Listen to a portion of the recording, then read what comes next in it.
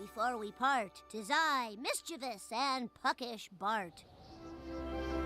'Twas not I the players did disturb, 'twas the doings of a green and naughty herb. The gods have righted every wrong. Cheech the stoner has his chong. And Homer, he is back with Mom. You can watch us tomorrow at Hulu.com. If we shadows have offended, think but this, and all is mended. That you have but slumbered here, while these visions did appear, and this weak and idle theme, no more yielding than a dream. Gentles, do not reprehend. If you pardon, we will mend, and as I am,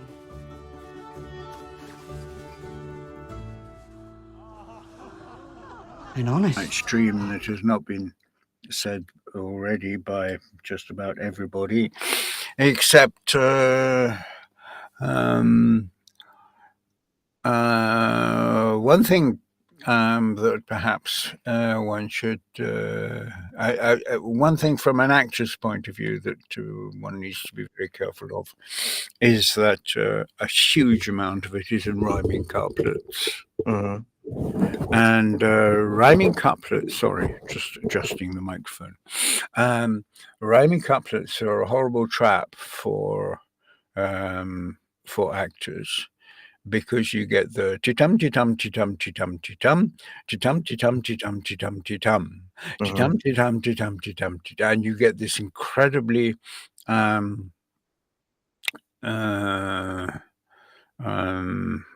mind-numbingly what's the word for something being tedious or sleep-inducing, not hypnotic, and I have seen many productions of The Dream where this happens. And it's a very technical thing. I mean, it's a very technical thing from the actor's point of view. It's nothing to do with even talent or it's just the way it's written. And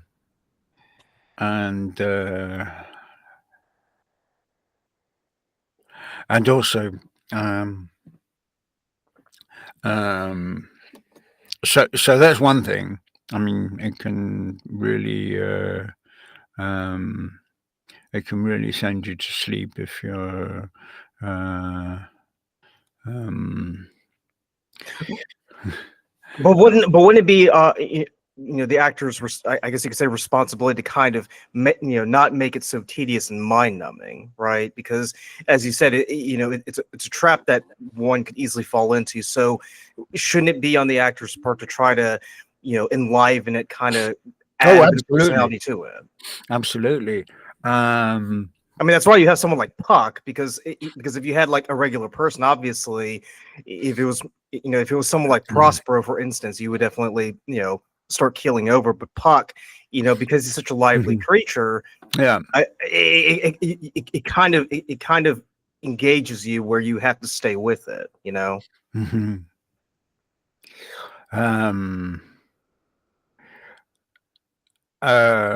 And also another thing is that I mean, as this was really quite an early play, there's quite a lot of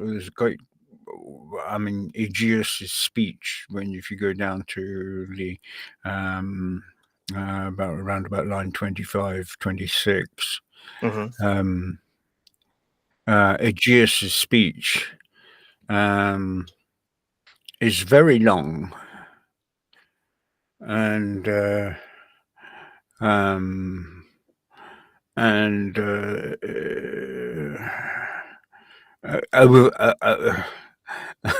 mean, one could say he's eloquent, but one could also say he's loquacious to a fault. I mean, basically, I mean, what's he come to say? He's come to say, I want my daughter to marry Demetrius, and she doesn't want to, and she wants to marry Lysander. And so that's kind of all he has to say, except when you get down to the very end of that speech. As she is mine, I may dispose of her, which shall be either to this gentleman or to her death, according to our law, immediately provided in that case. So after this long and rather, again, one of the things about this play is that a lot of people think, oh, it's an easy play to do, so they so they choose it for amateurs or for inexperienced actors. And in fact, sort of like the shallow end of the pool for anyone getting to performing Shakespeare, right? yes. Okay. But actually, it's because a lot of the language is very approachable. You know, there aren't a lot of words or long sentences which are full of subclauses and so on. So that makes it appear easy. However, I mean, again, let's take that Egeus speech at the beginning. Full of vexation come I with complaint against my child, my daughter Hermia. Stand forth, Demetrius, my noble lord. And then my noble lord starts a sentence which goes 1, 2, 3, 4, 5, 6, 7, 8, 9, 10, 11, 12, 13, 14, 15, 16, 17, 18, 19, 20, 21, 22. There are 22 lines without a full stop. So basically, it's a roundabout way of trying to get to the point that he doesn't want Lysander; he wants Demetrius to marry Hermia. Yes, and he mixes a lot of interesting language in here, such as with bracelets of thy hair, rings, gods, conceits, necks, trifles, nosegays, sweetmeats, and messengers of strong prevailment. I imagine Theseus is probably just saying to himself, "Oh God, will you just get to the point, man?" Yes. Because the next line, I kind of when I read that line, "What say you, Hermia?" it kind of feels like Theseus kind of just tuned out by the third line, and then as soon as he just stops talking, he's like, "Oh, well, Hermia, what do you think?" It's like, yes. I mean, yes. I mean, that would be a very good way to play it, because you could have Egeus going on and on and on and on, and Theseus going, his eyes going wider and finally glazing over, and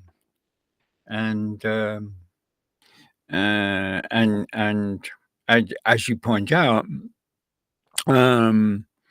Egeus makes the request to Theseus, and Theseus doesn't reply to Egeus at all. He turns straight to Hermia, and also Lysander. Yes, and also the fact that and the fact that he turns to Hermia kind of gives us the impression that he's hardly heard a word that Egeus has said. So I mean, but those are subtle cues right there too that Shakespeare kind of builds into this.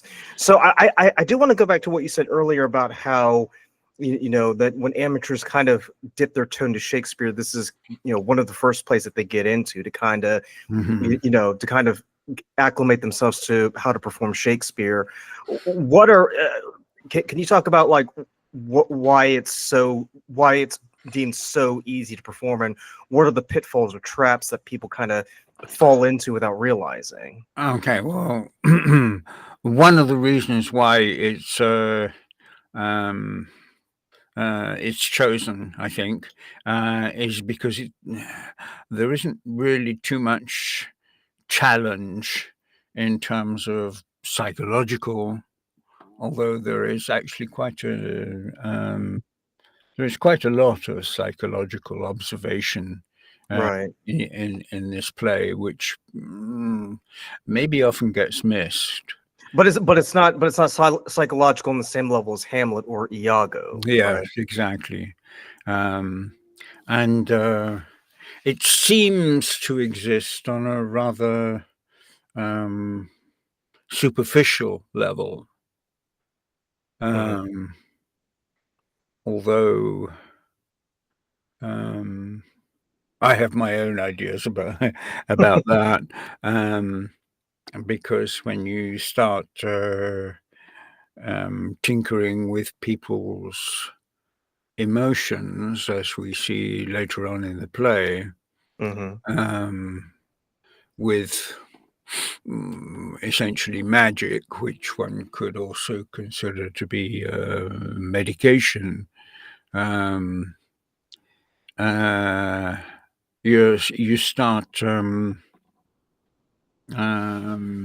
you can open up a whole chain of unintended consequences, which of course which of course is exactly what happens. Right. Yeah.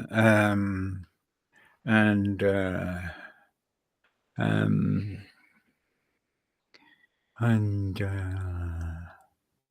I mean,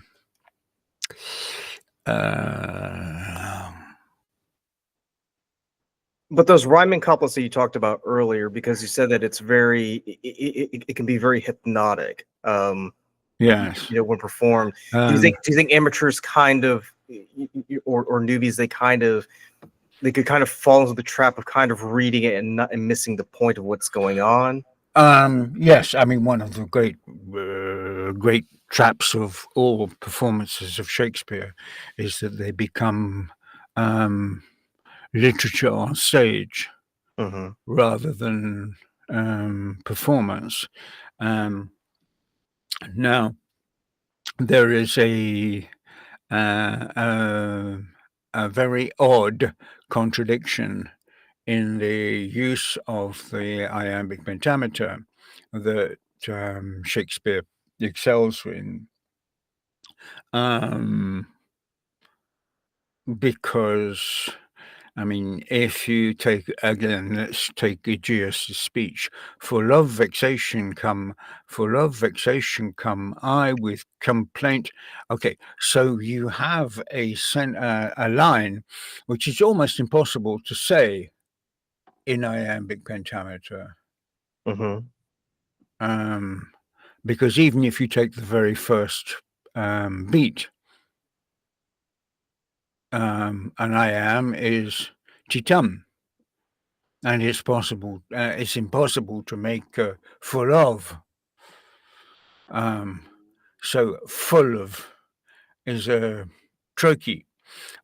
So what Shakespeare has given Egeus there is a trochee to open that particular line, that particular speech. And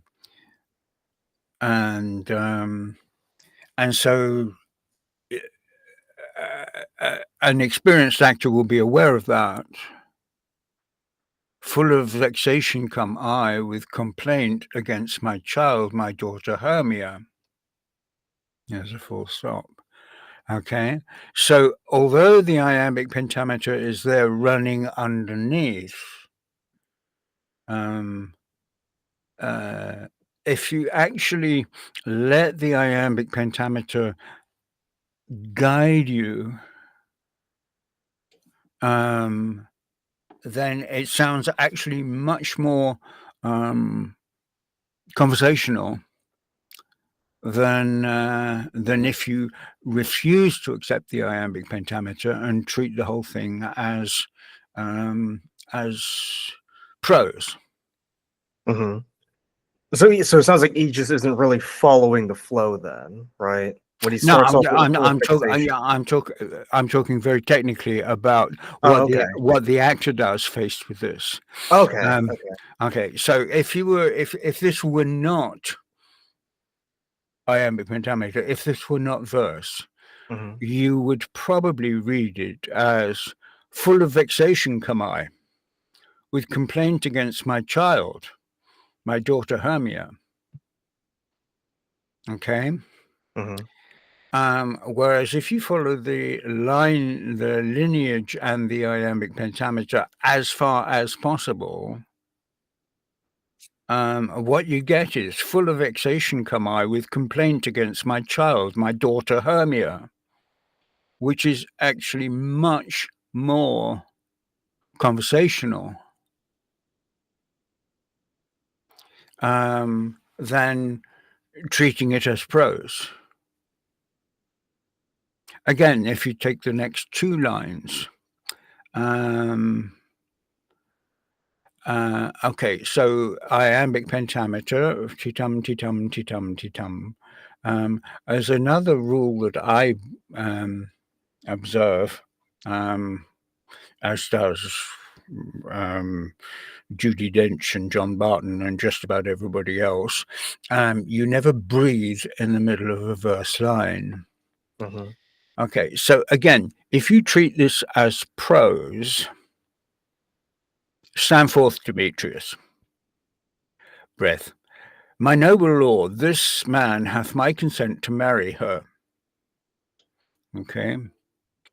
Whereas if you follow the iambic pentameter, the rules, etc., stand forth, Demetrius. My noble lord, this man hath my consent to marry her. And there's no breath in the middle. Okay. And that sounds like somebody speaking.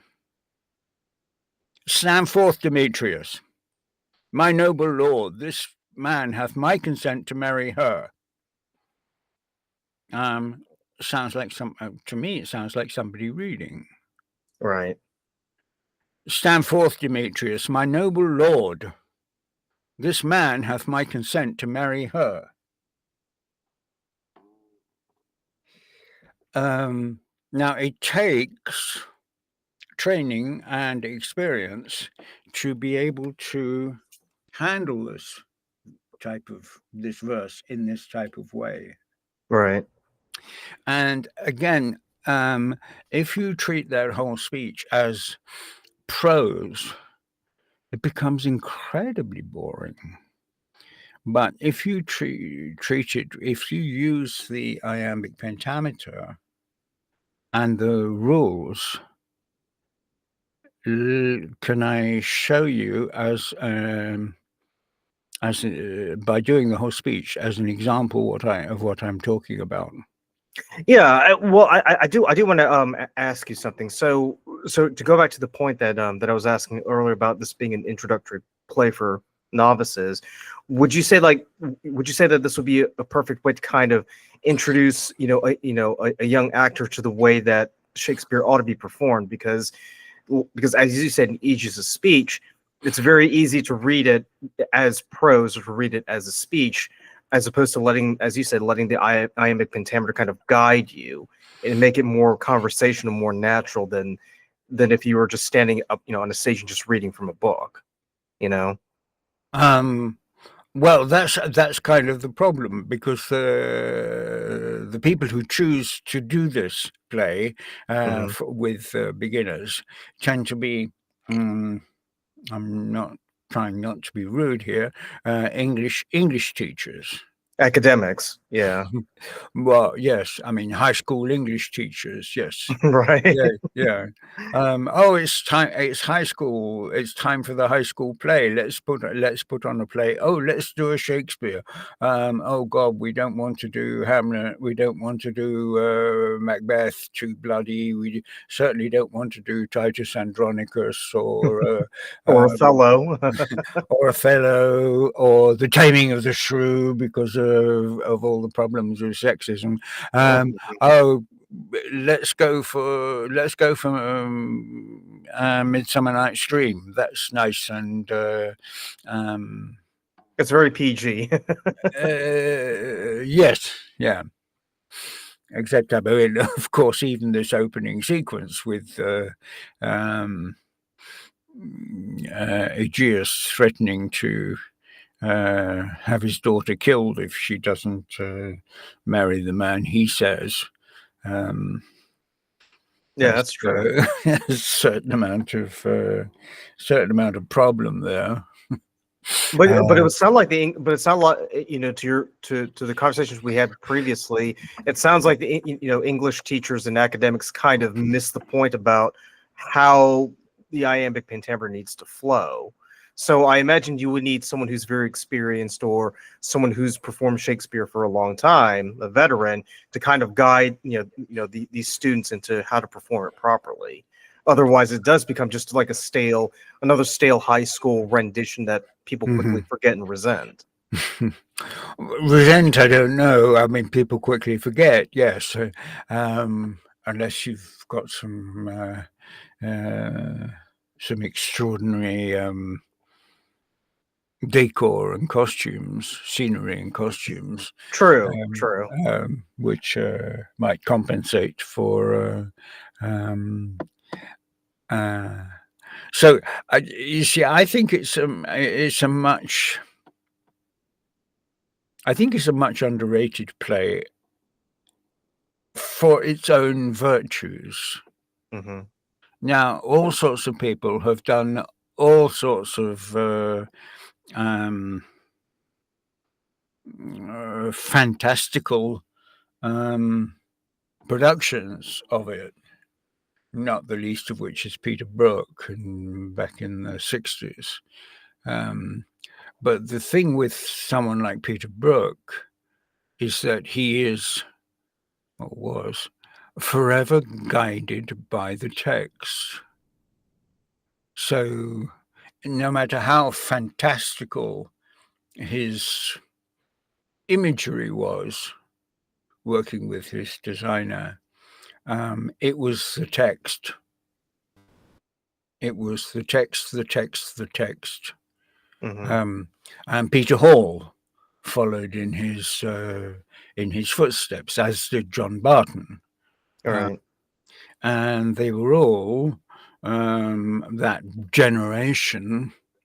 I'm not that much younger than them. They were all almost obsessed with the text and the delivery of it. And so you have the last of that generation who are still with us. You have Judi Dench, you have Ian McKellen, and now you have the new generation. David Tennant comes to mind. Yeah, David Tennant. Kenneth Branagh sort of bridges the generation, because he is he was brought up, because he started very, very young, so he was certainly brought up in that text. The text is everything. Right.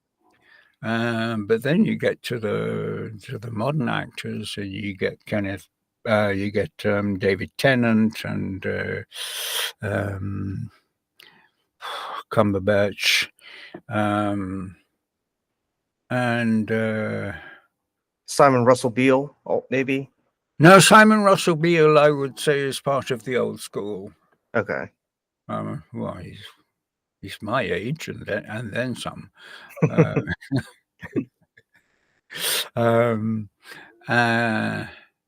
And who reject the whole. I mean, I've saw the David Tennant Richard II. I'm sorry, I suffered, as did Richard. Boswell Field was a mercy compared to that, right? Yeah, because the verse is massacred. And so we, if you take a speech like this, Egeus speech, and you massacre the verse, there's nothing left. Can you give an example of how Egeus' speech could be massacred, if you had to say? I have to do it. Full of vexation come I with complaint against my child, my daughter Hermia. Stand forth, Demetrius. My noble lord. Shit. No, because I once I've got the text in front of me, Yeah. My noble lord, this man hath my consent to marry her. Stand forth, to marry her. Stand forth, Lysander, and my gracious duke. This man hath bewitched the bosom of my child. Thou, Lysander, thou hast given her rhymes and interchanged love tokens with my child. Thou hast by moonlight at our window sung. I can't do it. I seriously can't do it. Well, I can't. I would have to copy paste, take out all the line endings, because they are so ingrained in the way I, because if I see a line ending, thou, Lysander, thou hast given her rhymes. You see, and if you're following the iambic pentameter as you should be, that word rhymes is the most important word, because it's the last word in the line. Yeah.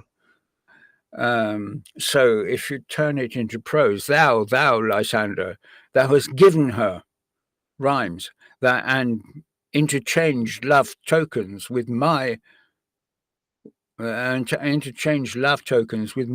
child.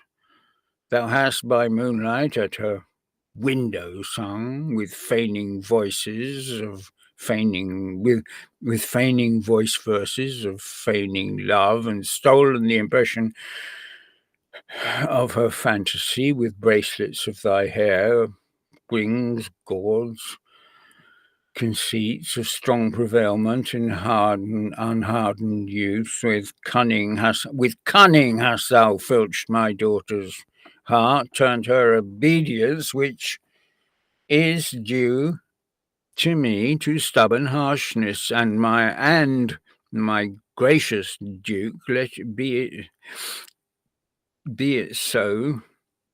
She will not hear before your grace consent to marry with Demetrius. I beg. Yeah, it's difficult for me. I mean, yeah, I can see you working there. Because you see, what I would do, given that, full of vexation come I with complaint against my child, the daughter Hermia. Stand forth, Demetrius, my noble lord. This man hath my consent to marry her. Stand forth, Lysander, and my gracious duke. This man hath bewitched the bosom of my child. Thou, Lysander, thou hast given her rhymes, and interchanged love tokens with my child. Thou hast by moonlight at her window sung with feigning voices of feigning love, and stolen the impression of her fantasy with bracelets of thy hair, rings, gauds, conceits, knacks, trifles, nosegays, sweetmeats, messengers of strong prevalent in unhardened youth. With cunning hast thou filched my daughter's heart, turned her obedience, which is due to me, to stubborn harshness, and, my gracious duke, be it so, she will not here before your grace consent to marry with Demetrius. You see, what's actually happening to me as an actor by doing that? I'm actually starting to get angry. Yeah, and you can hear and you can hear the bounce in it too. I don't know if that's the right word, but there's a bounce that causes you to pay attention, right? Yeah, because as you're saying the lines, it's like, oh, okay, look, what else is he going to say? Yeah, like where's he going here? Yeah, because what's happening is the text is not only working on the audience, obviously, it's working on me. And a lot of that is because I am, even though I do not know this speech, I have never looked at it, and I've certainly never studied it. I know that it exists and its position in the story of the play, but I've certainly never performed it, and I've certainly never studied it. But simply by reading it and by following the iambic pentameter and the rules, as I have trained myself to do, I am finding myself becoming angry. Well, I would also say too that the iambic pentameter doesn't permit you to be monotonous, because when you read it the other way, the way that the younger actors have read it, it sounds very monotone. It's almost as if you're depending on the actor itself to kind of bring life to it. Whereas with the second reading, if you let the text do what it's supposed to do, the actor, whoever's the actor, is immaterial, because the text itself is kind of, bringing to life what's happening. I have a friend who is a quite well-established concert pianist, specialist in Mozart, and so we were talking about our different disciplines. And I was talking about this phenomenon, and he said, "Oh, absolutely. I mean, it's absolutely the same for me. I don't play Mozart. Mozart plays me." And I thought, "You've got it. It's the same with Shakespeare. You don't play Shakespeare. Shakespeare plays you, once you know how." Because, of course, my friend, who's a concert pianist, has to have incredibly good technique to be able to play Mozart at pretty much top level. But the technique has nothing to do with his interpretation. Right. The technique exists above and beyond the interpretation, but the interpretation is impossible if he doesn't have the technique. Right. So going back to A Midsummer Night's Dream,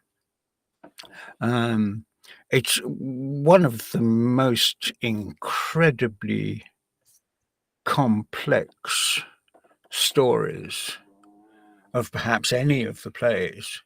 I mean, there are so many interweaving themes. Now, you mentioned when I suggested A Midsummer Night's Dream, you mentioned that there was some sexual frustration in there, right? Oh, the whole thing is about sexual frustration. I mean, look at Theseus's duologue with Hippolyta at the very opening of the play. The very first line: "Now, fair Hippolyta, our nuptial hour draws on apace." what does nuptial mean? Well, they're getting ready to. He's getting ready to tie the knot. Well, old ball no, and chain. it means they're going to go to bed, and there's going to be some serious Oh, their wedding night. two-back beast going on. Yeah, yeah. To quote another Shakespeare play. Well, to become one, as the Spice Girls would say. Yes, to become so interlinked because the sticky out bit is going in the yes. Well, we don't need to go down there. Actually, right. But what's going on with Theseus and Hippolyta kind of continued with Oberon, Titania, and then Titania and I guess Nick Bottom to a degree, and then the four lovers that we've got here. Yeah, I mean, but that whole sequence of that quick duologue between Theseus and Hippolyta. I mean, she's looking forward to getting bedded as well.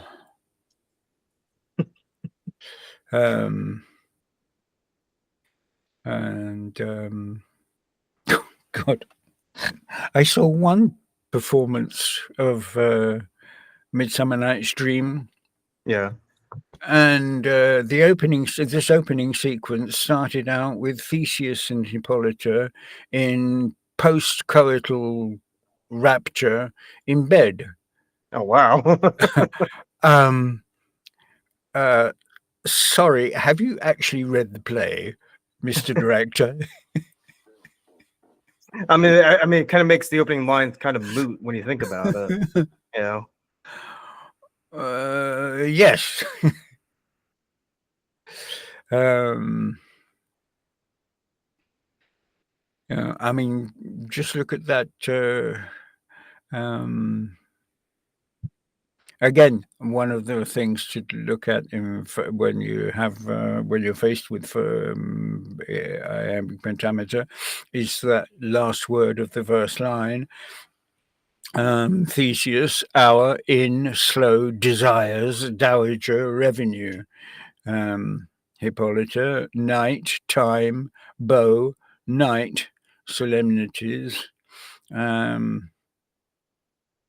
merriments, mirth, funerals, pomp, sword, injuries, key, reveling.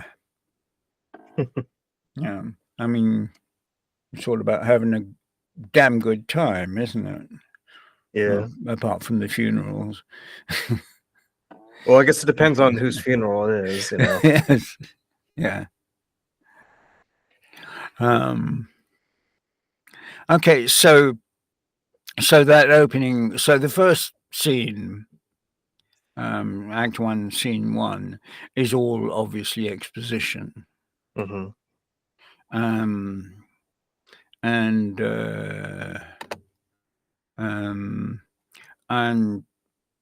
how one plays it obviously becomes a director's choice, given the actors that he has working with him. One thing one also should be very conscious of is social status.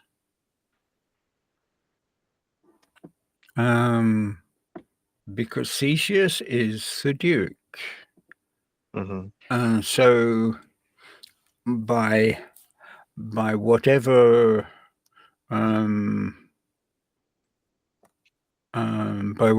means, one has to show that all the others, although they are obviously the elite of Athens, they are inferior to the Duke, or they're at least subservient. They're not at the top. Yes, because Hippolyta in mythology, she's the queen of the Amazons. Yes, I think that was just a name chosen somewhat at random. although, and maybe that's what Theseus likes. Mm-hmm. It's an interesting part in Hippolyta, although she doesn't have very much to do. She so and so when you get down to line 115 or so, when Theseus makes his decision,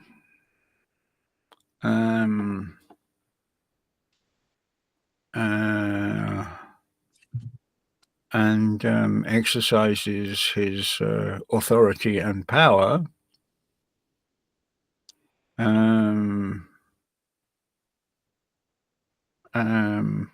that has to resonate. And again, when it comes to looking to young high school students doing this play, I mean, particularly American high school students, but even English ones, they don't understand the stratification of society that runs all through Shakespeare. Yeah, because I remember we talked about it last time when we did another one of the discussions of these plays.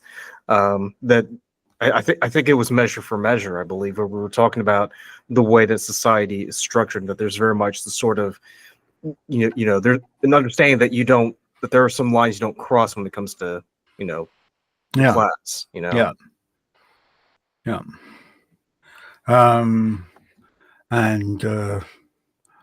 one line that almost never gets crossed is between the aristocracy and even the higher echelons of the landed gentry. Mm-hmm. I mean, that still exists today. When Prince Charles was, when they finally managed to persuade Prince Charles that it was time to take a wife, he actually loved, what's her name? Camilla. Yeah. And the family, as they are known, the Windsors, and the family and the entire institution said, "My God, absolutely not. She's not noble." And she had no nobility. I think she was also divorced. Yeah. So, having a divorced woman on the throne, well, they tried that once before, and that had not gone well. But mind you, that this was also at a time when Germany was becoming a little bit of an incendiary place. There's a whole other set of conspiracy theories about Edward VIII and why he abdicated, but basically, when it came to Charles, it was she's not noble and she's been divorced. Absolutely not. Find another. And so they found this incredibly naive, very pretty, 18-year-old. And also she was a virgin. That was checked. Yeah, I mean, yes. And she was Lady Diana Spencer. So she was minor nobility, but she was actually nobility. And so she was chosen. The rest, as they say, is another story. But so, I mean, when Theseus says this is how it's going to be, there is no way Egeus and certainly not Lysander and Hermia, because of course there's the generation hierarchy, are going to be able to have the slightest chance of any challenging of that. Yeah, they can't backsass him as we would say down here. You know, so that's so because of that they decided to just run off and run away to Lysander's. It was his aunt's place. Well, I mean, yes, at this stage when Theseus has said, okay, this is how it's going to be. Either you do what Hermia, either you do what your dad says, or you go into a convent, or or your dad has the right to have you executed. Deal with that as you will.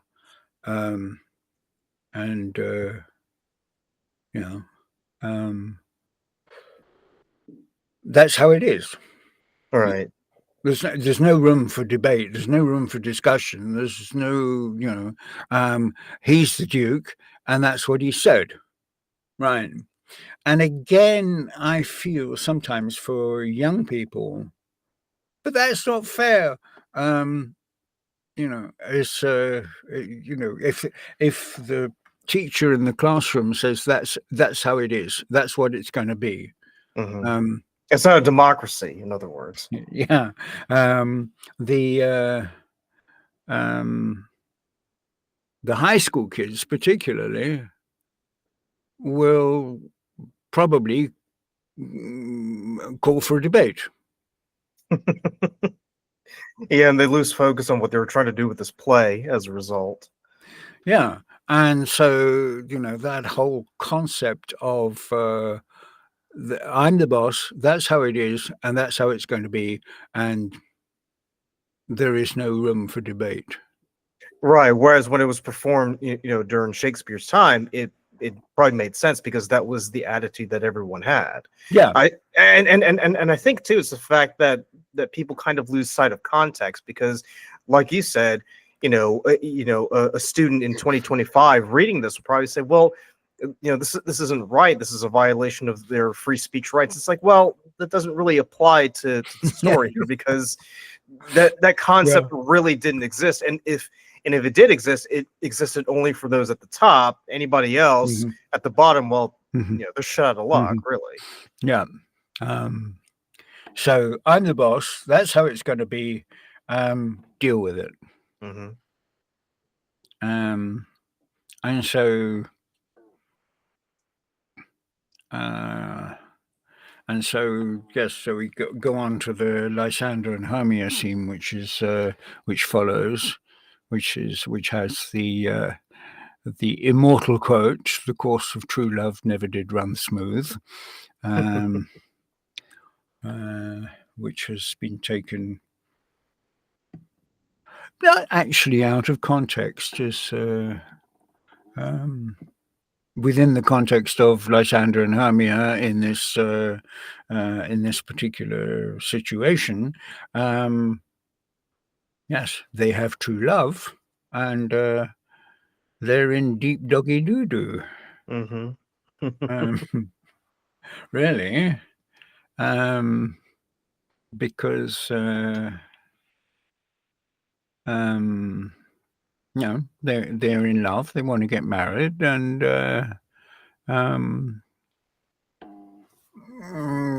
they can't.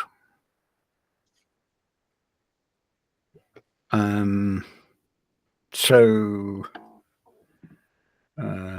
but what's also noticeable here is that there's that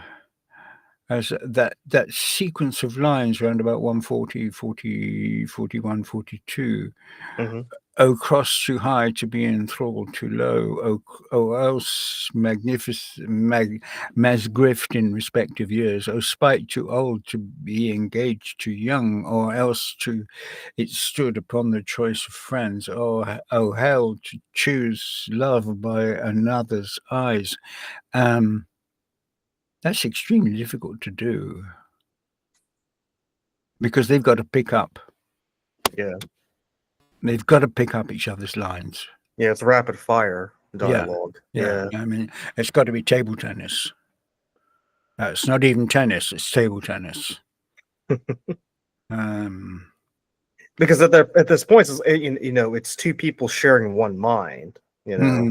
Kind of like how we hinted earlier, how Theseus and Hippolyta are going to make the beast with two backs. It's two people sharing one mindset, trying to figure out what are we going to do here.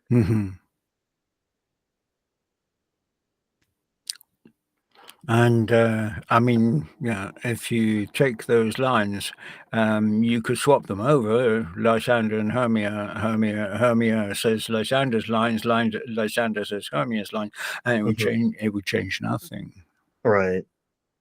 Because it would still get the point across about what they're doing. Yeah. And then Lysander has a short speech.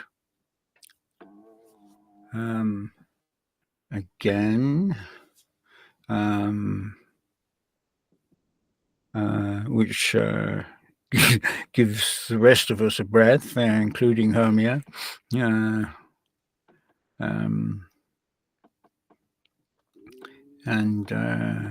Hermia has a speech, 5 lines, 6 lines, and Lysander speaks. And then we get down to towards the end of the scene before Helena enters. And there's interesting things to notice there in the structure. The repeat of the word by. Right.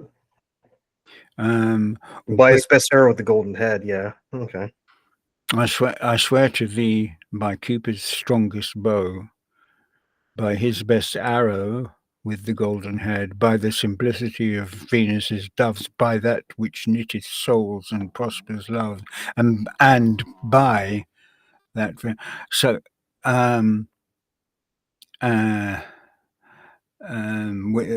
by that fire which burned the Carthage queen when the false Trojan under sail was seen, by all the vows that ever man have broke, in number more than any that ever woman spoke, in that same place thou hast supported me. Tomorrow truly will I meet with thee. Yeah, and you see how that finishes with a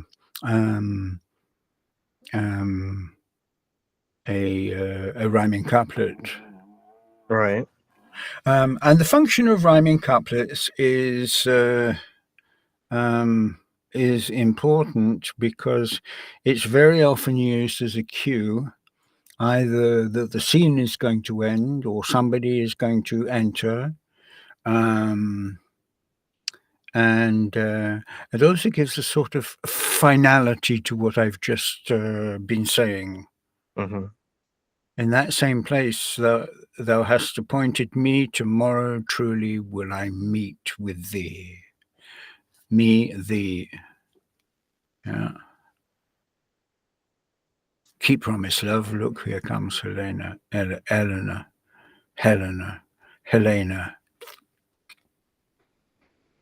I feel so bad for her though, because she's the only one who's left out. Demetrius and Lysander are fighting for Hermia, and Helena is just basically looking for scraps, really.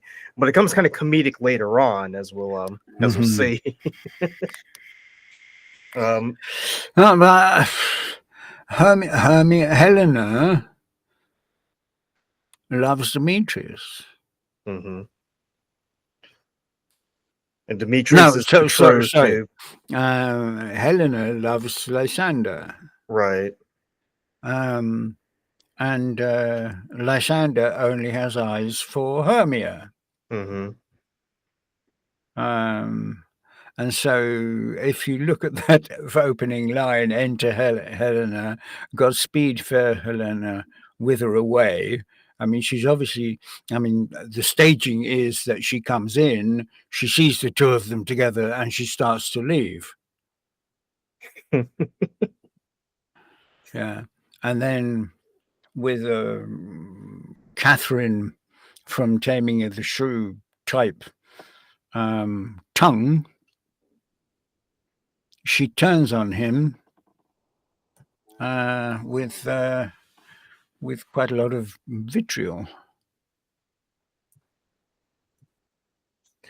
I mean, she just can't win, can she? Because she's just being like, she's getting dunked on, by almost everybody. Because I kind of feel like the relationship between Helena and Hermia, it's kind of like, I almost wonder sometimes if they really are friends, because I kind of get the feeling that Helena is more pity than actually accepted. Even Well, even even when Lysander and Demetrius are enchanted into falling in love with her.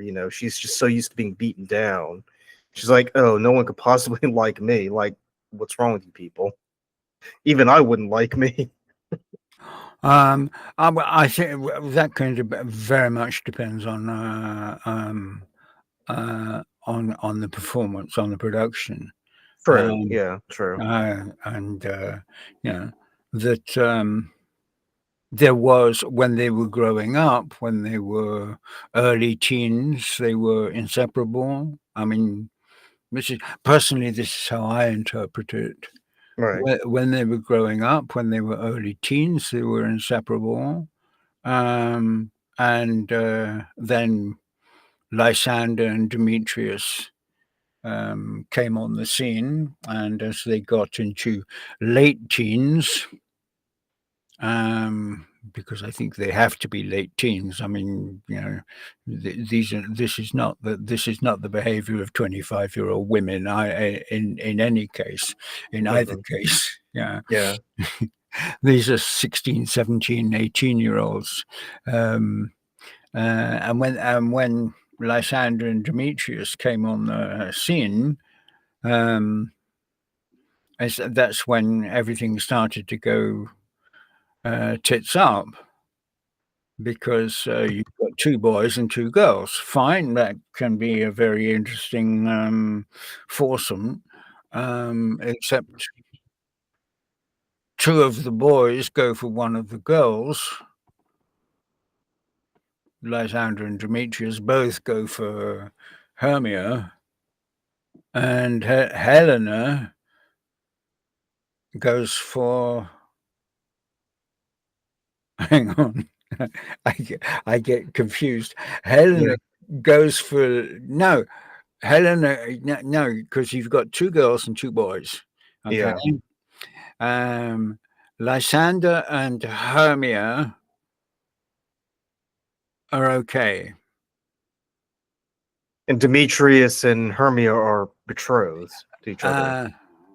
Demetrius actually loves Helena. No, Demetrius actually loves Hermia. Right. This is before the enchantment, so. Oh yes, this is. I mean, it's already complicated even before Puck gets involved. Demetrius, on seeing Hermia, goes, "Shit, she's hot." And Helena, on seeing Demetrius, goes, "Wow, he has a fair leg." And so, yeah, because Helena loves Demetrius, because Demetrius is basically telling her to piss off when she starts falling into the woods. Mm-hmm. Oh yeah, I mean, no, even at this point. So the double triangle. Well, Lysander and Hermia are not really part of the triangle. Right.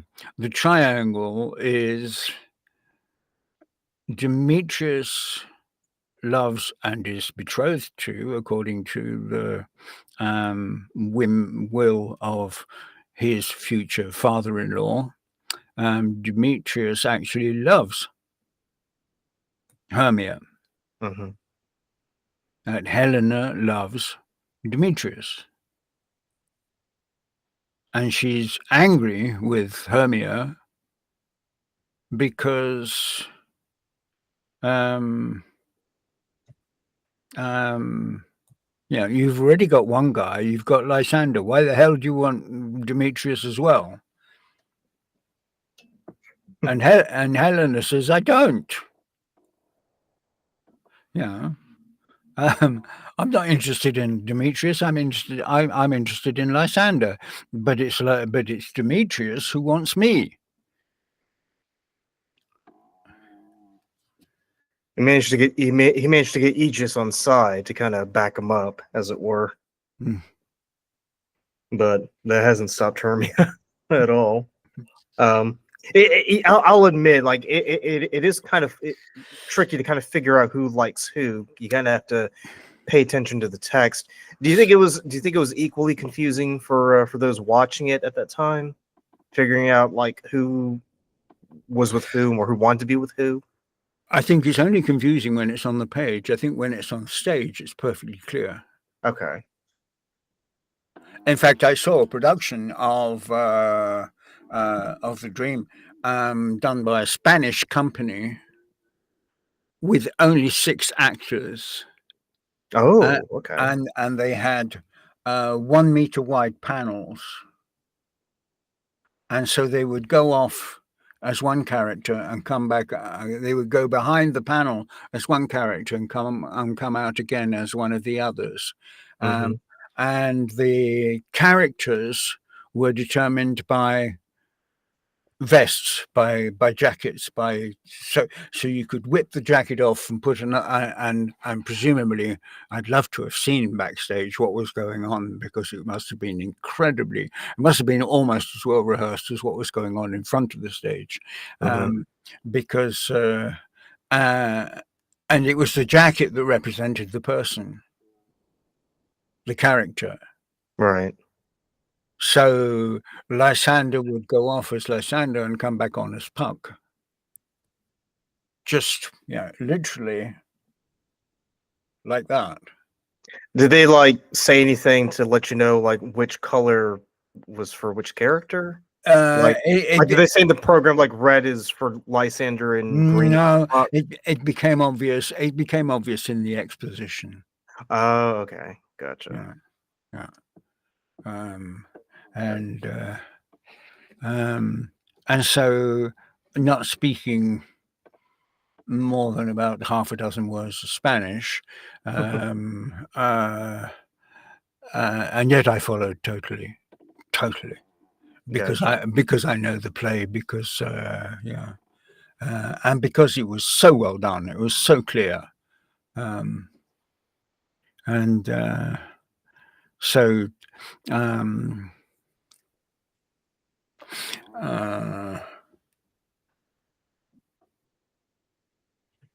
so yes, so we first understand Helena's vitriol with that first speech,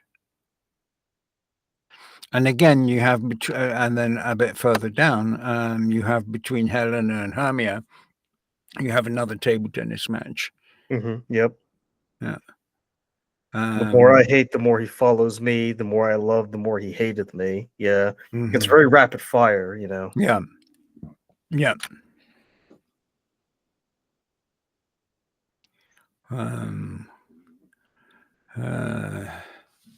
And then Hermia discloses the plan, and they're off to the woods, and Helena has a little monologue. And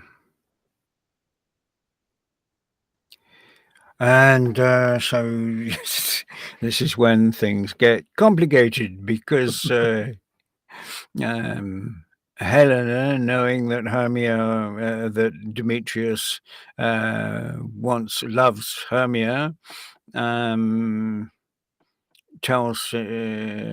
says she will tell Demetrius that they've stolen away.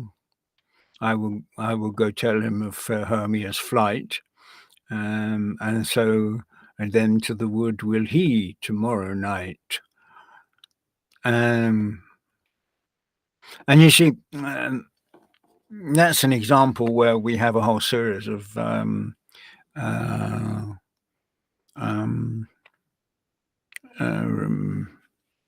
couplets. Right. Love looks not with the eyes, but with the mind, and therefore is winged Cupid plainted blind. Nor hath love's mind of any judgment taste, but wings with no eyes figure hen heedy haste. Haste, child, beguiled, forswear, where, ein, mine, felt, melt, flight, night, intelligence, expense, pain, again. And so that becomes very difficult for an actor. Yeah, all those rhyming couplets, because you've got to keep them alive, and where. And as I say, the temptation with the rhyming couplet, tum ti tum ti tum ti tum ti tum ti tum ti tum ti tum ti tum ti tum ti tum ti tum ti tum ti tum ti tum ti tum ti tum ti tum ti tum ti tum. You're dead. Yeah, on stage you're dead. Yeah. And again, you have an incredibly long sentence. So where and how do you breathe? Given that you have rhyming couplets.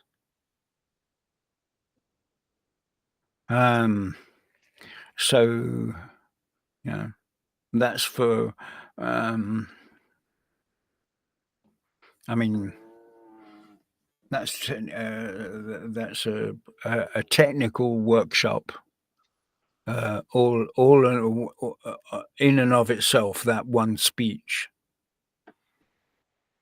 If I were to run a technical workshop on that one speech, I could probably cover quite a lot of what it means to play Shakespeare. But that would kind of be, I guess you could say, it's sort of like the proving ground, the training ground for how to take someone who doesn't know anything about performing Shakespeare and kind of, acclimating them and making them aware of how to properly perform it, right? Just by doing that particular speech. Yeah, how to make it live. Yeah, because there's quite a lot of nice imagery there. Mm-hmm. But it's also technically difficult, as you said, because there's a lot, and it almost sounds like that there's a lot that your mind has to process all at once. It's kind of like it's kind of like if you're flying a plane, there are like all these different instruments and readings you kind of have to keep tabs on as you're doing this or as you're doing that. Yeah. Oh well, again, to take the Mozart analogy. I don't know how familiar you are with Mozart, the Queen of the Night aria, but where she has all those incredibly high high notes. Yeah.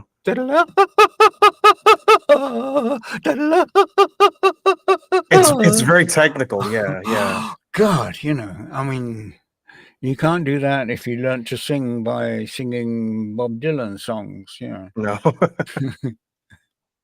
I mean, but I mean, at the same time, I mean, I kind of feel like if you can sort of master that particular speech, by Helena in that scene, it kind of prepares you. It kind of prepares you for understanding and processing and acting out like other characters in Shakespeare's plays. Yes, I would say, because I mean, this is kind of filled with every trap that Shakespeare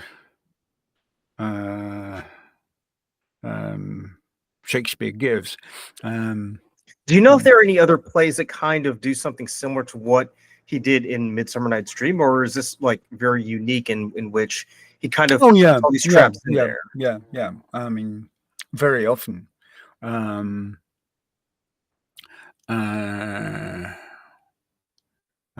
very often.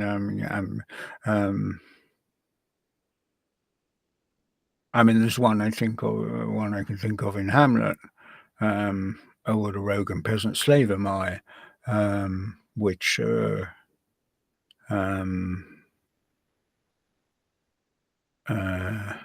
there's such a tendency to not follow the orchestration of the speech, because that's what Shakespeare does. He orchestrates the speeches as well as orchestrating the play and the scene. Yeah, and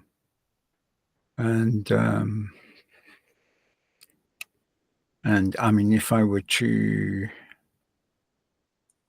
yes, entire speeches in rhyming couplets. Yeah, be she so no eyes qualities, quantity, dignity, mind, blinds, haste. Yeah. To go back to your question, are there other speeches? Yes. In fact, if you take them apart, probably every speech has some sort of. Well, you see, my take on it is, if it's easy to say, the character is having no problem expressing themselves.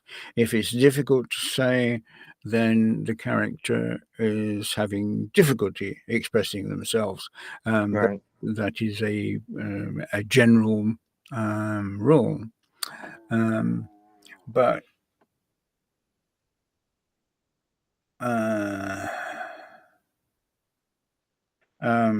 I mean, this speech, why has he put everything in rhyming couplets? I mean, and what does that do to and for Helena and to the audience? The audience is not going to notice that it's in rhyming couplets necessarily, Right.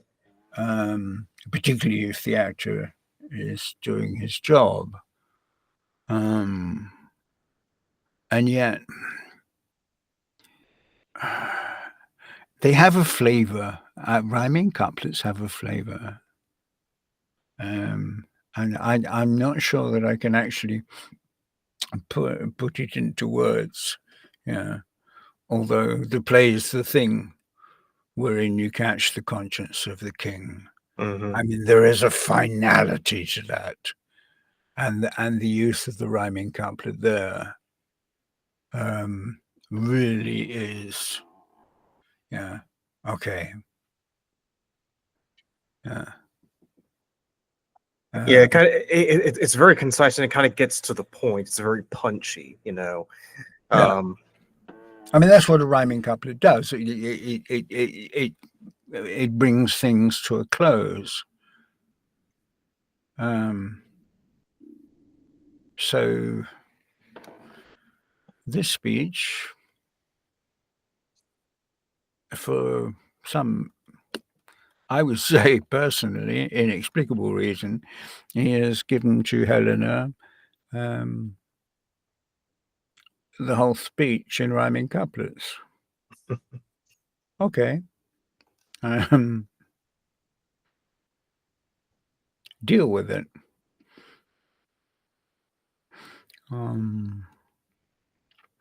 Now we get to the mechanicals. Oh. Well, their favorite Nick Bottom. I don't know that there's a lot one can say about it beyond beyond actually just doing it. I mean, it's if you just do it, it is extraordinarily funny. Mm-hmm. It's With very meta, yeah, with bottom being the know-it-all and wanting to play every part, and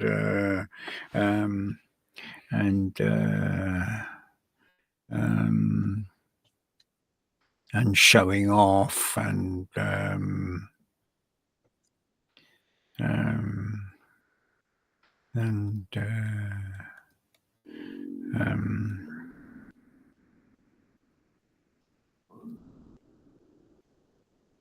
yeah, because Flute is very hesitant about playing Thisbe. He's like, I don't want to play a woman.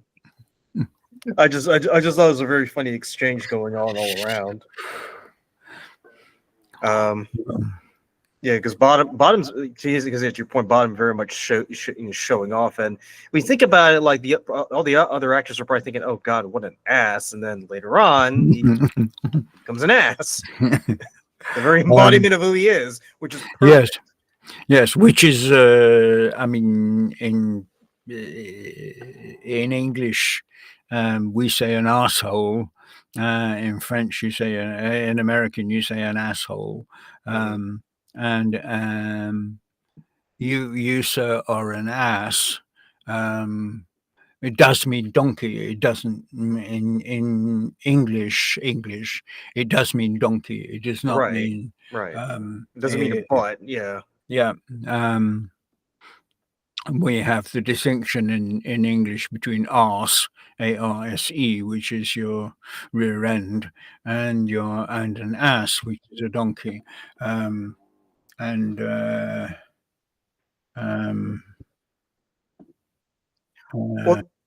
I mean, I don't know if they still say it now, but I remember people used to say jackass as well. I mean, which is also, another word for a donkey. That was yeah. I've never quite understood what the difference in a jackass and an ass is. I don't know. I mean, I think it was kind of interchangeable, but people would just, I guess people would just say, you're an ass or well, I know in the U.S. like we tend to say jackass more, and then we say ass. Yeah, I think it's more of an English, British thing. Yeah. Isn't a jackass something that has had some parts of his anatomy removed? Possibly, yeah. But I think overall we're generally referencing the same beast, as it were. It's just in our case we kind of like to say jackass. I mean, there was even a TV show called Jackass, and every time I've heard the word ass being used, it was mainly within a British context, really. But that's just from my experience. And then we meet the fairies, and we meet Puck. I think these are the stars of the show, really. Especially what's going on with Puck, because. And I kind of feel bad for him too, because he's only doing what Oberon is telling him to do, but he just keeps fouling things up, and Oberon has to keep castigating him. It's like, well, you kind of screwed up. Go back and do it again. And it just makes it even worse. Like, poor guy. Like,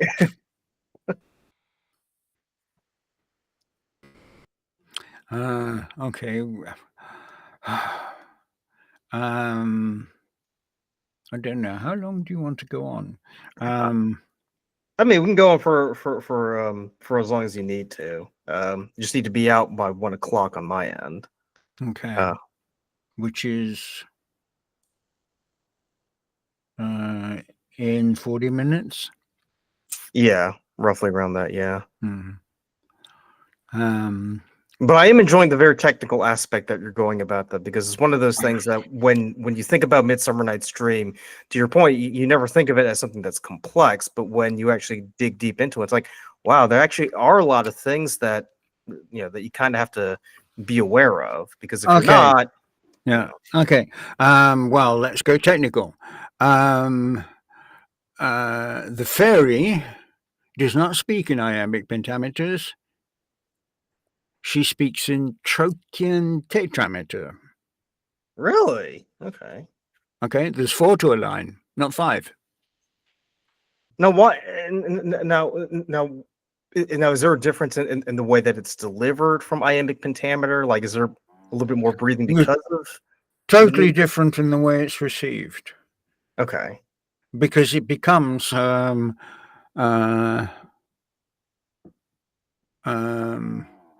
double toil and trouble is also tetrameters. There are 4 in the line: double, toil and trouble. You've got 4: double, toil and trouble. What Shakespeare does very often is he uses the tetrameters to go into fairyland. Mm-hmm. And it kind of makes sense too if you're using it for the witches in Macbeth, yeah, and so you have how now spirit with a wonder you, how now spirit with a wonder you. Okay, you have 5. Mm-hmm. And the fairy responds in tetrameters, in 4s. Over hill, over dale, through bush, through briar, over park, over pale, through flood, through fire. I do wander everywhere, swifter than the moon's sphere, and I serve the fairy queen to dew her orbs upon the green. The cowslips tall, the pensioners be, and their gold coats spots you see. These be rubies, fairy favors. You see how it takes on a totally different flavor Yeah. There's a different beat. Yeah, there's a different beat. Yeah. Once you've got tetrameters. And a park, of course, remains with the pentameter. Mm-hmm. The king doth keep his revels here tonight. Take heed the queen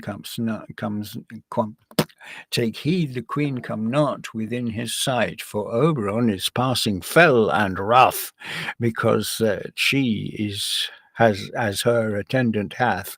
Interesting. In American, you still say wrath. Yes. Mm-hmm. Yep. Grapes of Wrath. Yep. Wrath of God. And in modern English pronunciation, we say wrath. Right. But if you look here, you see that wrath and hath rhyme, because we're back into rhyming couplets. Night, sight, wrath, hath, king, changeling, child, wild, boy, joy, green, sheen, fear, and that one's kind of weird. This is there or there. I think it was, and now you'd have to check with the Crystal Father-Son, who have done a lot of work in original pronunciation. I think it's probably that all their elves for fair creep into acorn cups and hide them there. I think it's the fear that has changed pronunciation over the centuries rather than the there. I think. I may be wrong. Okay. It kind of makes sense. Yeah. Yeah. I mean, if we ever find a point where fear is rhymed with air, then we know that it's not fear, as we would now pronounce it, but fair. Right.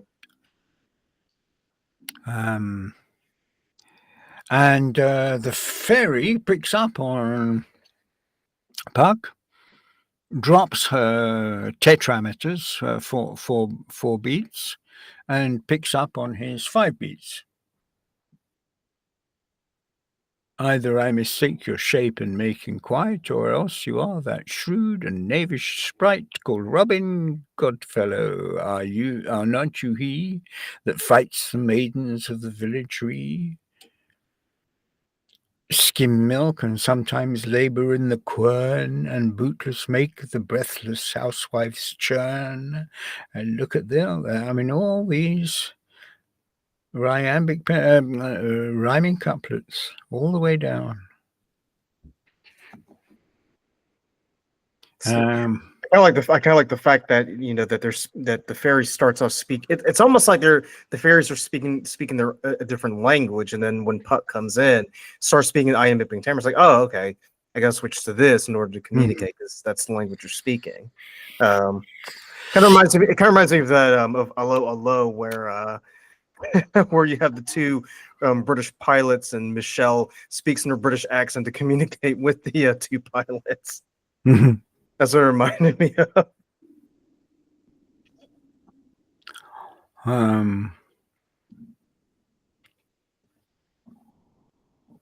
Okay, and so she asks him, "Are you not Puck?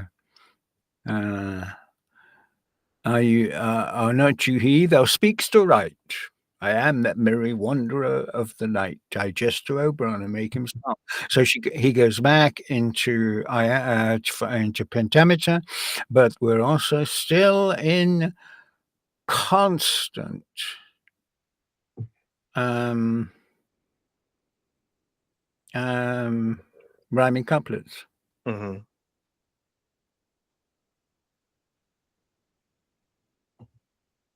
I mean, there's a bit of a magical quality to it, but they're also kind of to the point, But I would say, like, when doing this, it kind of gives you the opportunity to kind of have fun with it if you know how to do it right, as opposed to if I just sat there and read it from a page, it would be different than, say, if you were on stage, talking to, in this case, another fairy.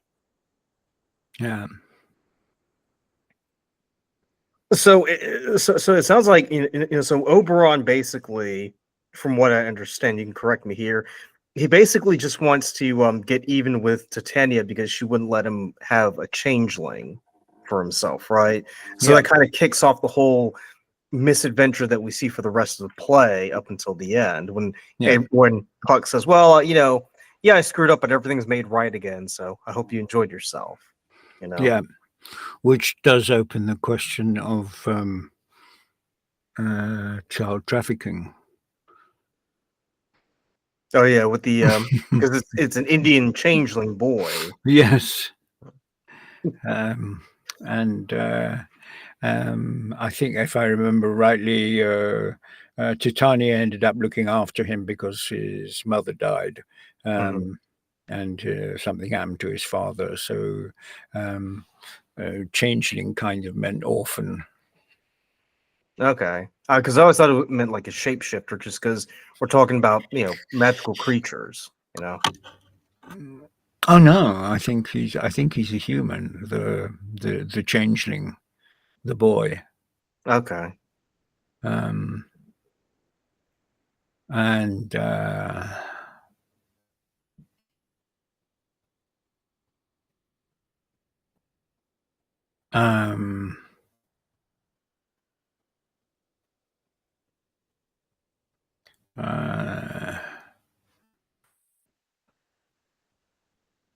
And so Titania enters. If you want a wonderful Midsummer Night's Dream to watch, you can watch it on YouTube. It's the Peter Hall production from 1968.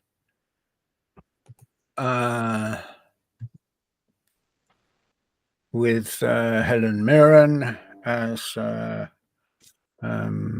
Titania, and a whole list of top English actors of the time.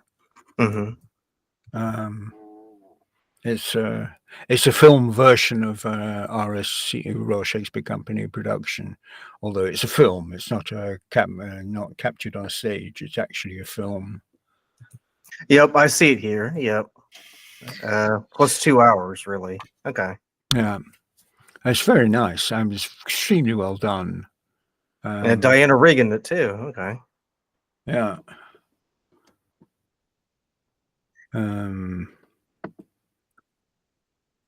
But it all, but basically, with Oberon, he he's setting Puck to do all these things, and then he sees Demetrius and Helena having a bit of a spat, and so he decides, well, maybe try to fix this so everybody kind of can have a happy ending, as it were. Yeah.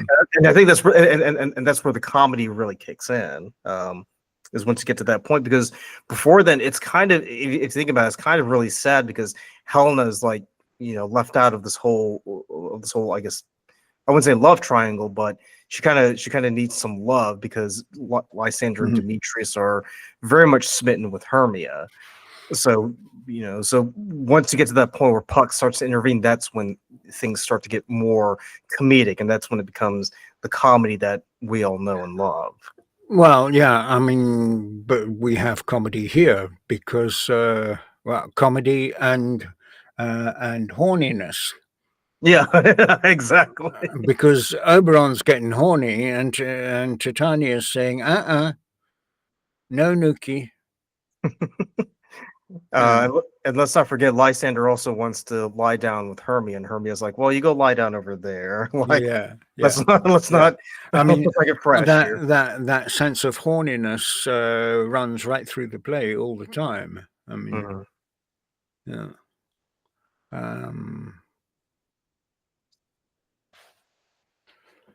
You also mentioned something too in the email because you also talked about. I think you asked the question of why was Nick Bottom turned into an ass. I think it was something like that. I believe. It was, so I did want to touch a little bit on that transformation because I thought that was pretty interesting, given the fact that we are talking about a play that's set in fairyland as well as near the environs of Athens. Well, it's where the fairies, where fairyland meets human land. Yes. Yeah. You mentioned why a donkey, because donkeys have monster dongs in there. I mean, that is a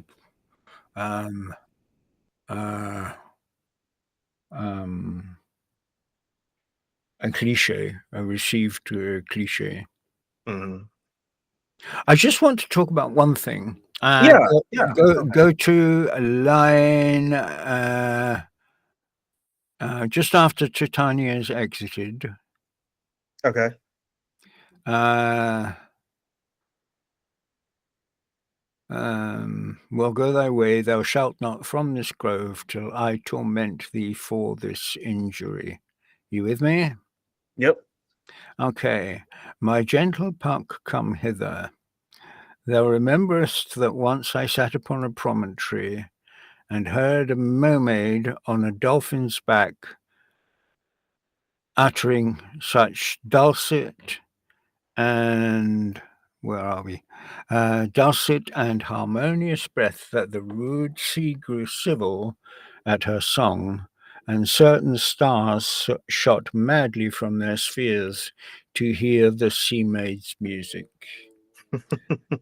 Now, this is part of the research that I have done, and the research that I have done is not academic in any way, shape, or form, because I do not have that training and that discipline.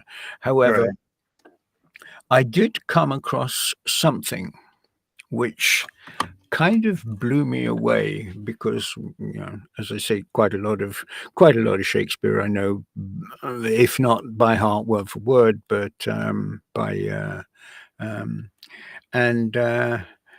when Shakespeare was 11, Queen Elizabeth came to the castle, which was I'd have to look it up, which was not far from Stratford.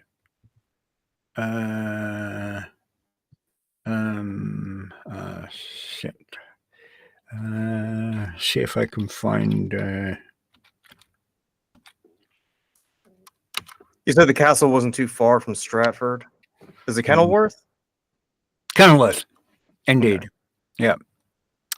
And at the castle, they put on in the moat around the castle. Yeah. They put on this extraordinary display, and there's a letter describing it by a man called Philip Lane, which remains extant. I think it's now in the British Library, where he describes the pageant which took place, a lot of it on the moat,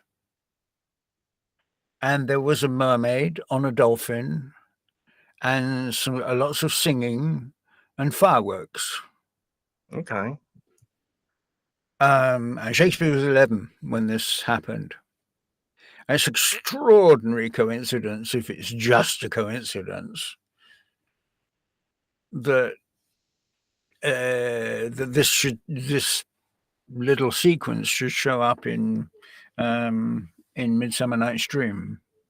So it's possible that Shakespeare may have gone to Kenilworth at that time and saw the performance, or maybe he heard it from an eyewitness and it kind of stuck with him. Either, yes.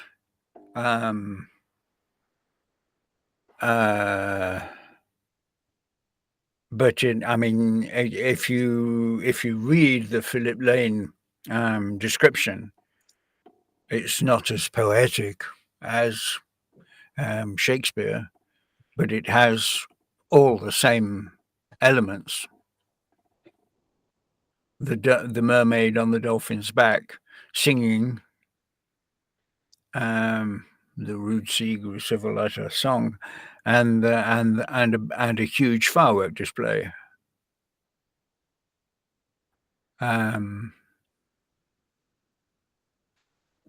That's just a little side note. Yeah, because it says it was about 1576-ish, according to this. So, and Shakespeare was born in 1564. So, gotcha. Yeah. So he would have been aware of what was going on at that time. mm-hmm. Gotcha. I mean, John Shakespeare was a dignitary in the town, and depending how many people got invited to this pageant at Kenilworth, if it was a fairly wide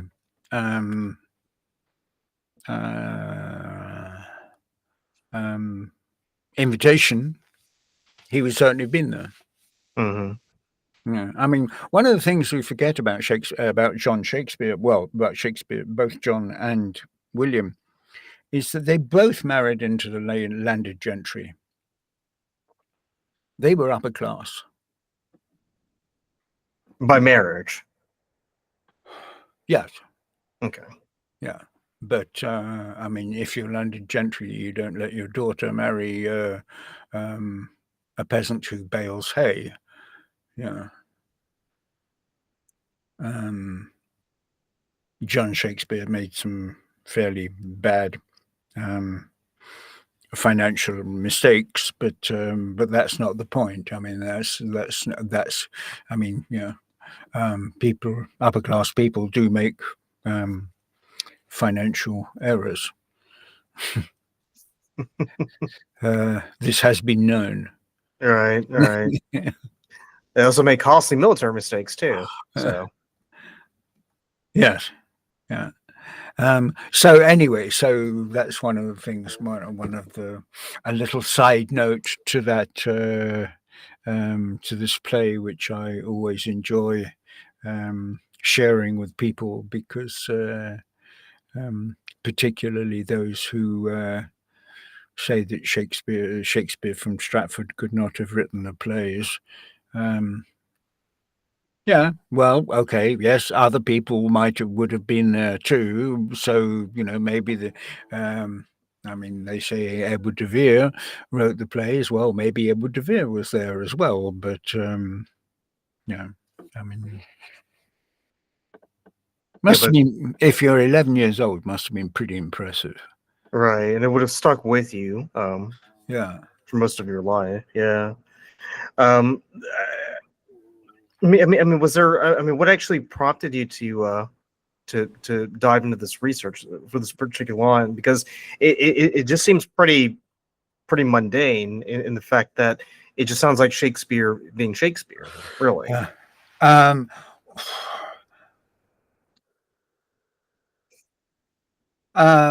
Yeah. I mean, I don't know. The set of 5-6 lines had registered themselves in my mind, and so when I was doing research about Shakespeare's growing up period and what was going on in and around Stratford when he was growing up, and I came across this pageant and the description of the pageant, which is more to the point. The description of the pageant by Philip Lane, his name is, was, and I thought that's interesting. Just yeah, I mean, it doesn't prove anything. But it's, but it's hard to not notice the connection is what you're getting at here. Yeah, gotcha. yeah. Um, especially when you read the letter, right? Because it's exactly the same information. Yeah.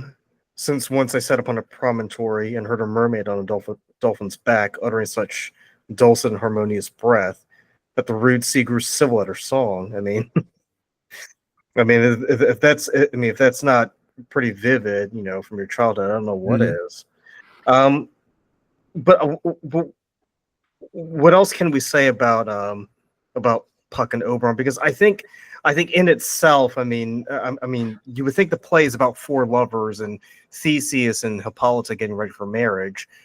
Why do you think Shakespeare kind of feels the need to add this sort of magical element to the story? Is it just because he wanted to, or did it, or what? I don't know. I don't know that I can answer that question as to why. Maybe. Now I think I'm putting myself into the position of playwright. Okay. Okay. So you've got this problem with these 4 lovers. Mm-hmm. How do you solve it?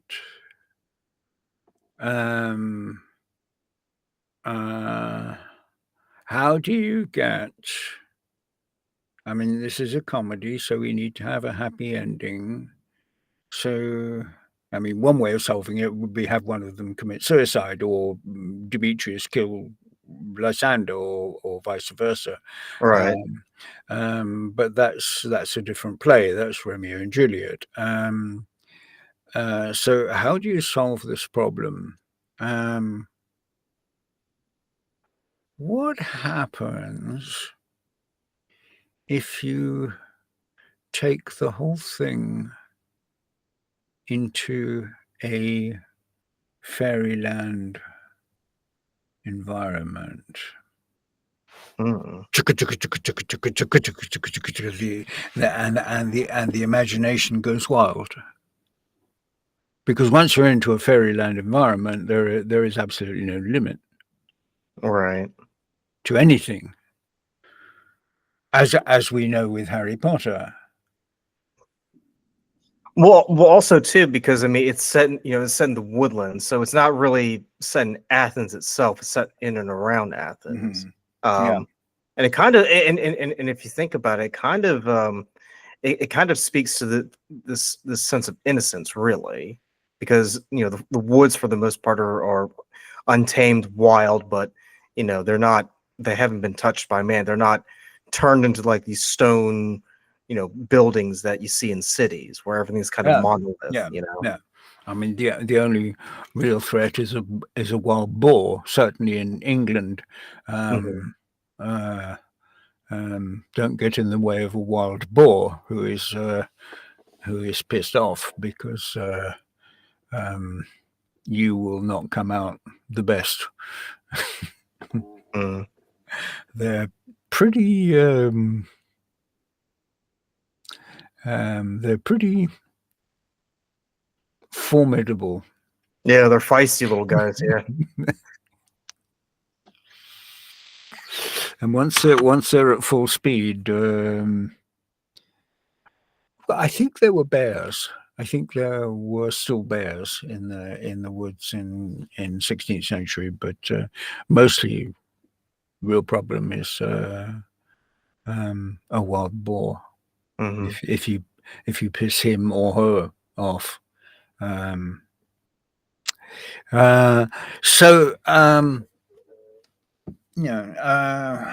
You're a playwright. The world is yours to invent. Why not invent fairies? Right. Yeah. Oh, what is he saying? That I mean, people. What did Shakespeare believe? What was Shakespeare's? Was Shakespeare a Catholic? I mean, who cares? Who knows? And it certainly doesn't matter.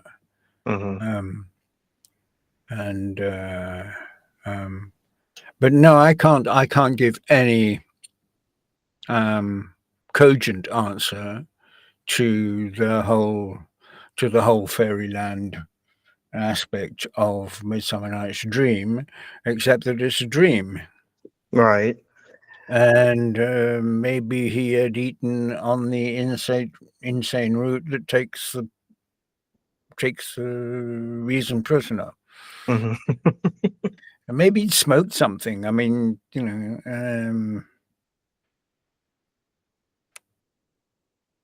well, I mean, also too, because when you think about it, during the medieval and Renaissance period, there was still, a belief or an acceptance that magic was real. Like these magical creatures could exist within this reality. You know? Yeah. I mean, for God's sakes, you had witch hunts all over the place. So, and James the First, infamously wrote that book Demonology. So right.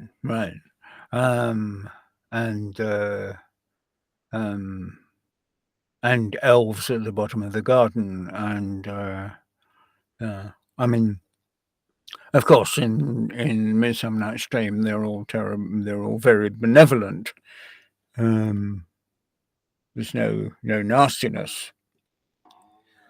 There's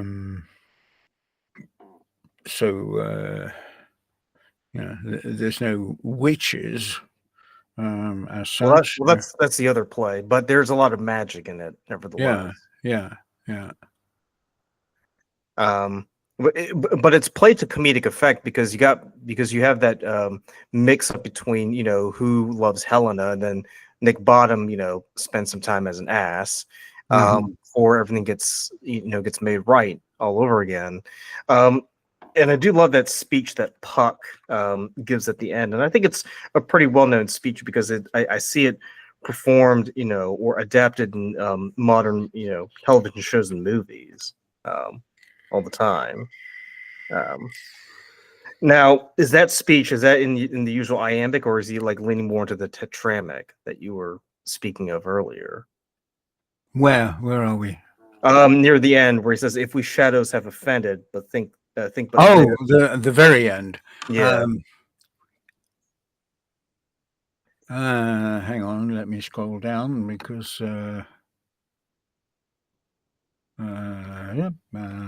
because in this play, Shakespeare is like introducing several different elements in there. It's not simply just the iambic pentameter that we're familiar with. He's also throwing rhyming couplets and the tetramic verse that you were talking about. So it's a lot of interplay going on here.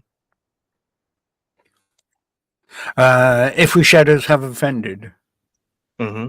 it's tetrameter. There's 4. Okay. If we shadows have offended, think but this, and all is mended. That you have but slumbered here, while these visions did appear, and this weak and idle theme no more yielding but a dream. Gentles, do not reprehend. If you pardon, we will mend. And as I am an honest Puck, if we have unearned, if we have, if we have unearned luck, now to escape the serpent's tongue, we will make amends ere long. Else the Puck a liar call. So good night unto you all.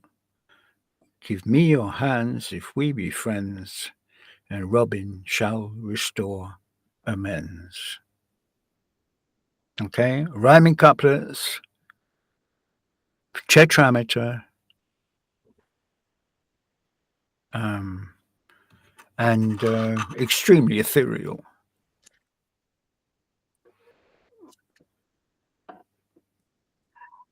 I mean, oh, sorry. Yeah, I mean, you're absolutely right, because it kind of fits in well with who Puck is as a fairy, but it also but it also brings a finality to everything that's happened, right? Because he's employing the rhyming couplet, which, as we said earlier, kind of is concise and straight to the point.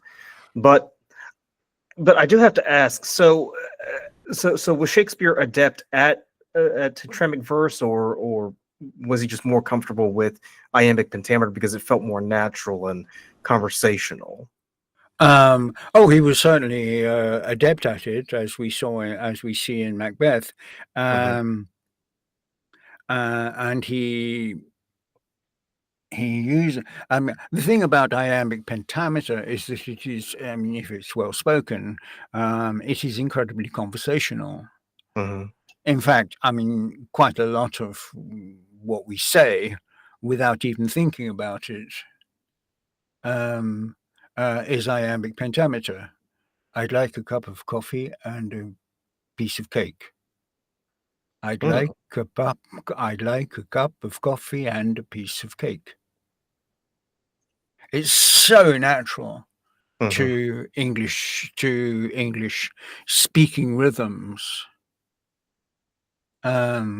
So when it comes to using tetrameters, it isn't.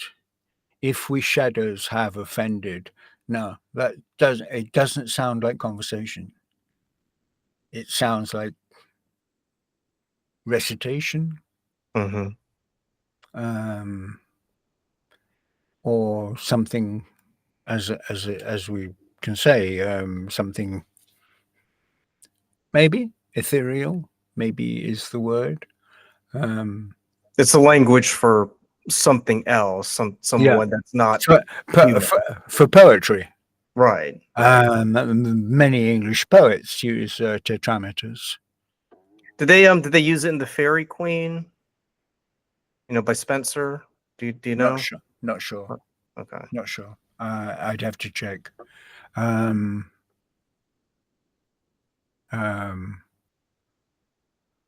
I gazed upon a host of golden daffodils.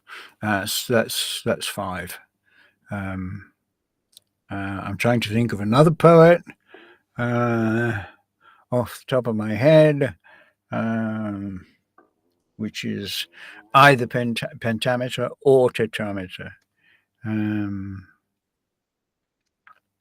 Marlowe, I'm presuming, really didn't dabble in the tetrameter, right? Who? Marlowe. Christopher Marlowe? Marlowe is mostly pentameter. I mean, which is one of the reasons why there is the theory that Marlowe didn't die in that brawl, but went into hiding and continued writing and wrote Shakespeare. which is not impossible, but I find some highly implausible. Elizabeth had a spy network that was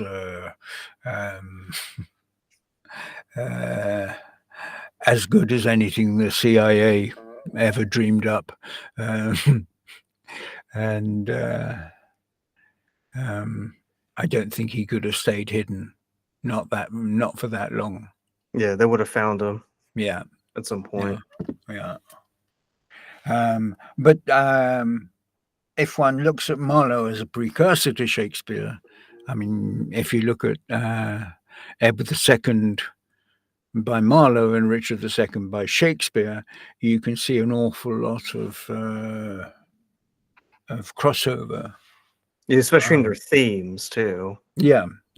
I mean, and what the kings themselves were about.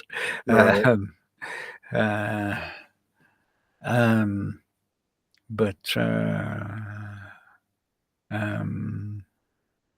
But I mean, there's nothing in Shakespeare that compares to Volpone, for example. Mm-hmm. The Jew of Malta, Merchant of Venice, yeah, but not really. Well, because the Jew of Malta, is it's not as complex as what we see in Shylock and the Merchant of Venice. Yeah.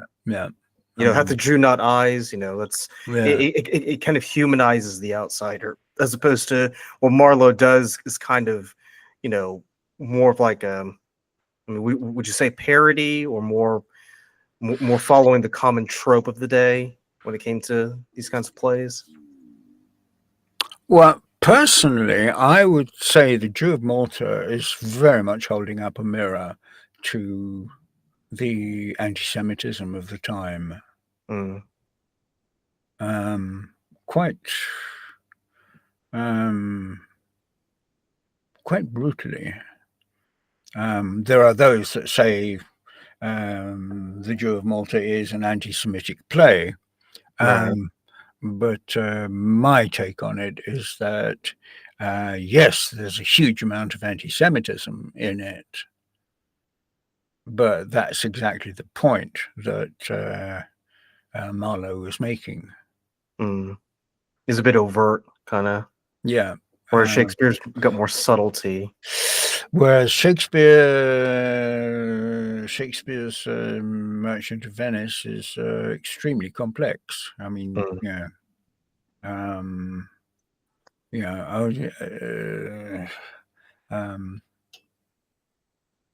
is the Jew bad? Are the Christians good? Well, the Christians don't behave in a very Christian way, do they? So, and that's where, I mean, that's where I think the genius of Shakespeare lies, is because he manages to give every single character a life on their own.